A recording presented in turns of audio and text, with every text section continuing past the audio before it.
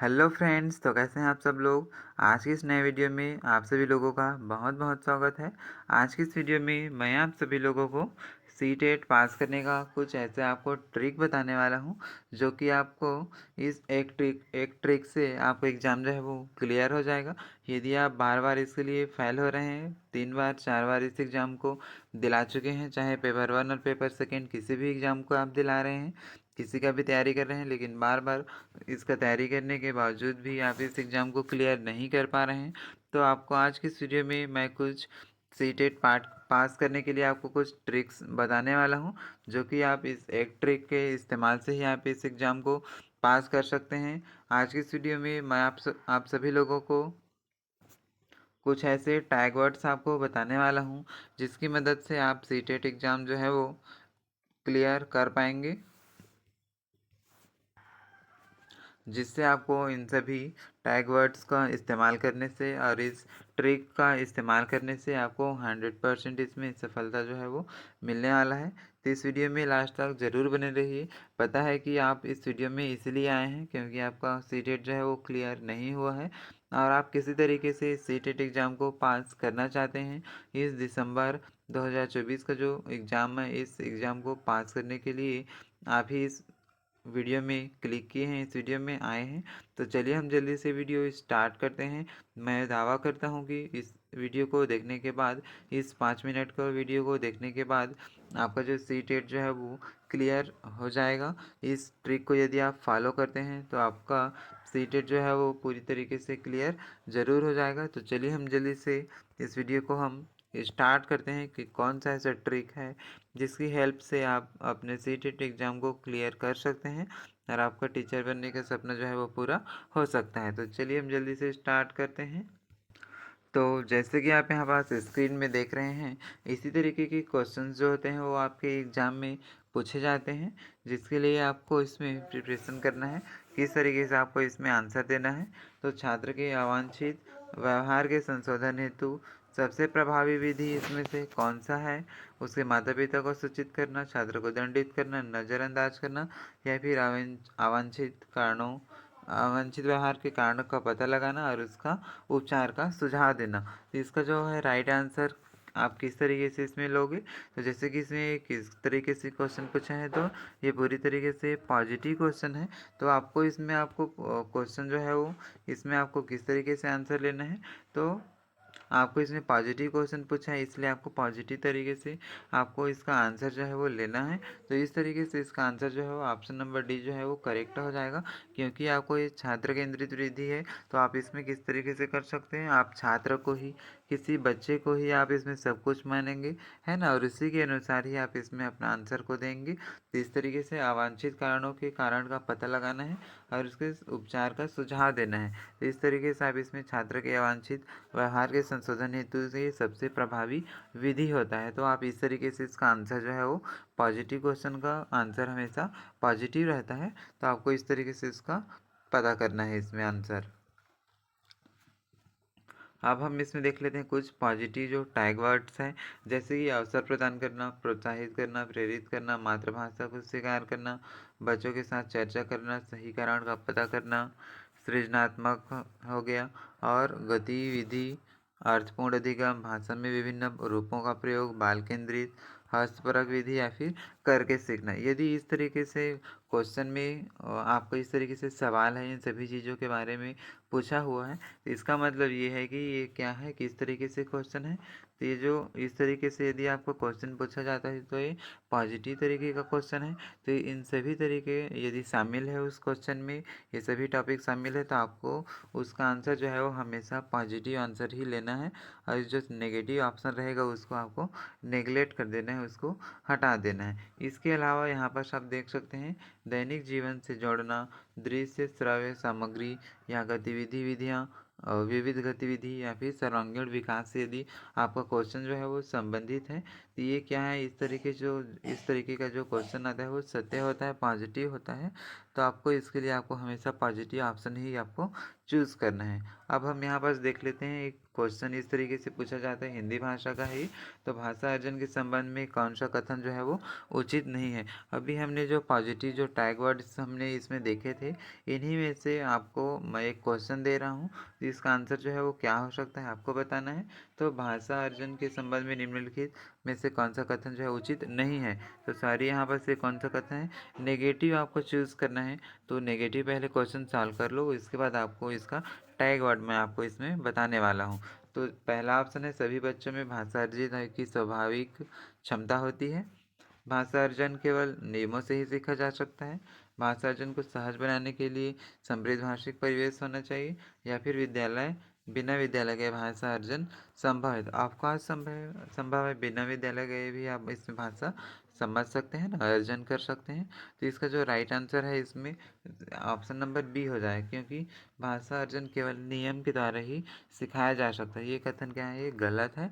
इस तरीके से इसका आंसर आपको फाइंड करना है।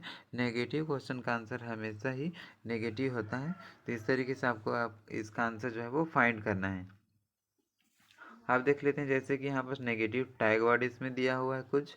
तो रटना, केवल मात्रा ही, हतोत्साहित, कठोर सजा, भय, व्याकरण, याद करना, शिक्षक केंद्रित, कंठस्थ करना, सजा, दंड देना, है ना, दंड या सजा, पुस्तक केंद्रित, या फिर हतोत्साहित। इस तरीके से यदि आपके क्वेश्चन में ऑप्शन दिया हुआ है, निष्क्रिय उच्च शिक्षा है, ग्रेडिंग अंक है, लैंगिक असमता है, या फिर व्याख्यान है, यदि आपके क्वेश्चन में जो पूछा गया है उसमें ये सभी जो चीज़ें जो है वो शामिल है, इसका उपयोग हुआ है, इस तरीके का क्वेश्चन पूछा गया है, तो ये सभी क्या होता है, ये एक तरीके का एक नेगेटिव क्वेश्चन को ये दर्शाता है, नेगेटिव फाइंड करता है ना। तो ये सभी क्या है, नेगेटिव आप वो क्वेश्चन जो है वो नेगेटिव है ऐसे करके पहचान कर सकते हैं, जो कि इसमें सी टेट के लिए लागू नहीं होता है। यदि आपका नेगेटिव पूछा है, तो आप इसके नेगेटिव क्वेश्चन पूछा है, तो इन सभी टैग वर्ड की मदद से आप इसको पता कर सकते हैं, और इसका नेगेटिव क्वेश्चन का आंसर हमेशा क्या होगा, तो नेगेटिव होने वाला है। तो भाषा, जैसे कि हम यहाँ पर अभी देखें, तो केवल नियम से सीखा जा सकता है।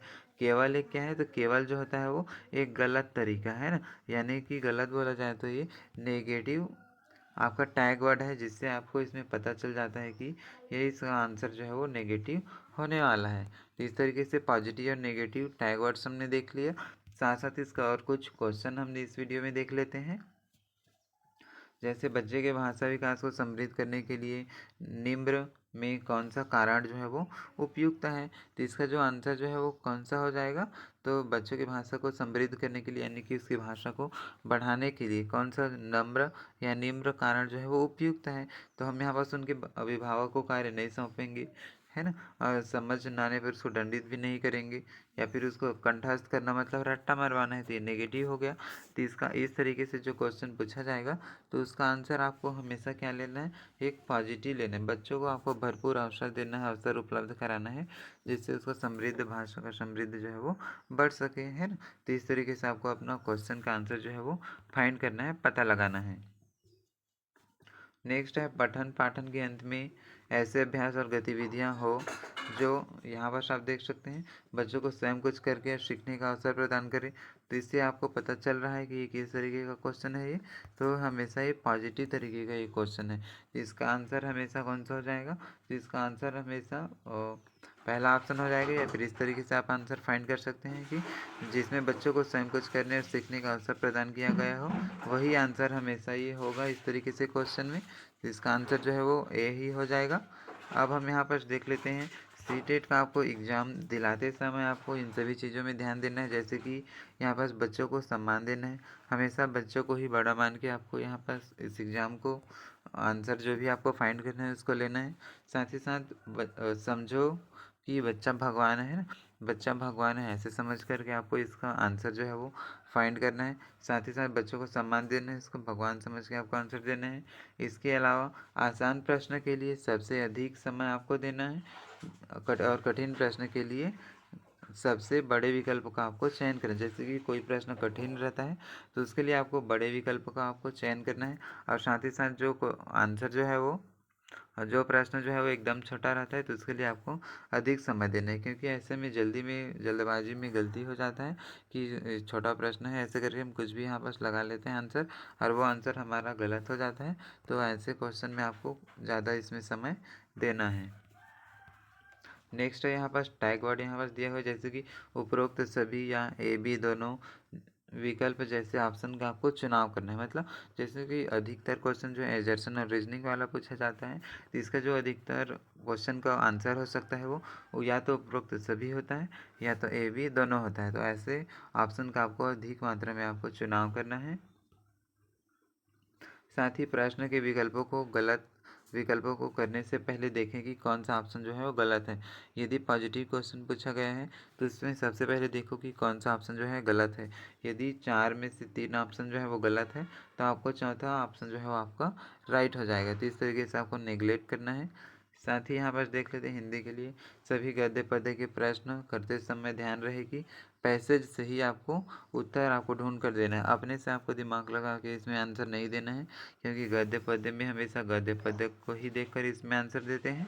तो आपको इसको ये ध्यान में रखना है, नहीं तो आपका आंसर जो है वो गलत हो जाएगा। तो इस एक ट्रिक से आप अपना सीटेट एग्ज़ाम को पास कर सकते हैं।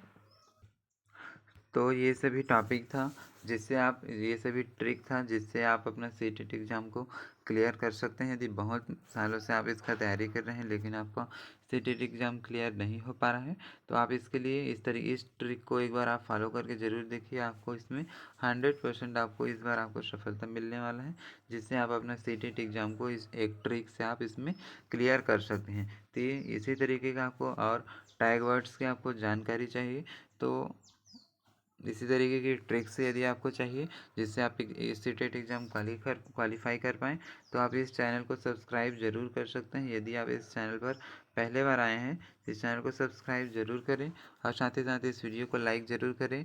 इस वीडियो में जितना लाइक्स मिलेंगे उसी के हिसाब से आप अगली वीडियो जो है वो आपको मिलने वाला है। तो इस वीडियो को लाइक करके अपने सभी फ्रेंड्स के साथ शेयर ज़रूर करें। और साथ ही साथ आपको किसी चीज़ से रिलेटेड आपको जानकारी चाहिए तो आप इस वीडियो के कमेंट्स बॉक्स में आप कमेंट करके आप उसको पूछ सकते हैं।